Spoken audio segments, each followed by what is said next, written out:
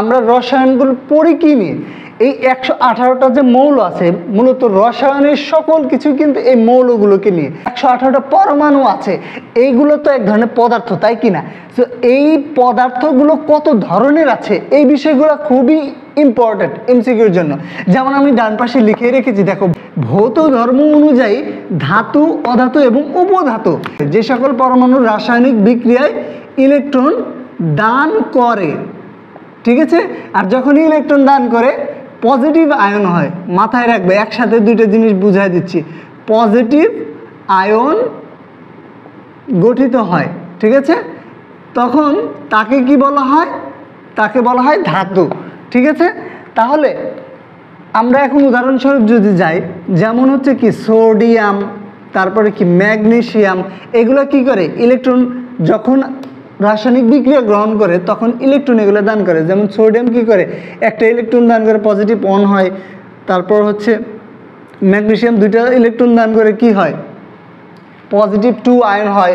এগুলো আমরা শিখবো, এগুলো বিক্রিয়া কিভাবে আয়ন হয় এগুলো নেক্সট ক্লাসে আমরা দেখাবো। অধাতু মানে কি? ধাতুর উল্টো, ঠিক আছে না? অর্থাৎ সেমভাবে যে সকল পরমাণু রাসায়নিক বিক্রিয়ায় ইলেকট্রন কি করে? যে সকল ইলেকট্রন গ্রহণ করে, মাথায় রাখবো কিন্তু, ইলেকট্রন গ্রহণ করে কি হয়? ঋণাত্মক আয়নে পরিণত হয়, মাথায় কিন্তু রাখতে হবে, ঋণাত্মক আয়নে পরিণত হয়, তাদেরকে বলা হয় কি? অধাতু।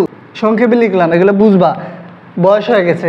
সো এখন যেটা বিষয়, ধাতু চিনলাম, অধাতু চিনলাম। আমরা উদাহরণ যদি দিই অধাতুর, যেমন কি এই যে লবণের সংকেত আমরা কিছুক্ষণ আগে লিখলাম সোডিয়াম ক্লোরাইড, তো ক্লোরিন কি করে? ক্লোরিন, ফ্লোরিন, এইগুলো হচ্ছে কি করে? ইলেকট্রন গ্রহণ করে। যার কারণে এই দেখো, এই যে আমরা বিক্রিয়া, সিম্পলি যারা বিক্রিয়া বোঝো না নেক্সট ক্লাসে আমরা দেখাবো অবশ্যই, সোডিয়াম প্লাস এই ক্লোরিনটা যুক্ত হয় কি করে? মূলত সোডিয়াম ক্লোরাইড লবণ গঠিত হয়, ঠিক আছে? এই সোডিয়াম ক্লোরাইডের এখানে কি হয়? সোডিয়াম একটা ইলেকট্রন দান করে দিছে, এই একটা ইলেকট্রন আবার কি করছে? এই ক্লোরিন গ্রহণ করছে, যার কারণে সোডিয়ামটা কি? ধাতু, এবং এই যে ক্লোরিনটা আছে এটা কি? অধাতু। এখন এই বিক্রিয়াগুলো কেমন হয় এটা নিয়ে টেনশন করার কিছু নাই, নেক্সট ক্লাসে শিখাবো। বাকি রইল কি? ভৌত ধর্ম অনুযায়ী উপধাতু। ক্লিয়ার? উপধাতু নিয়ে আমরা এখন আলোচনা করব।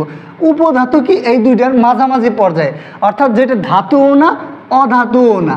যে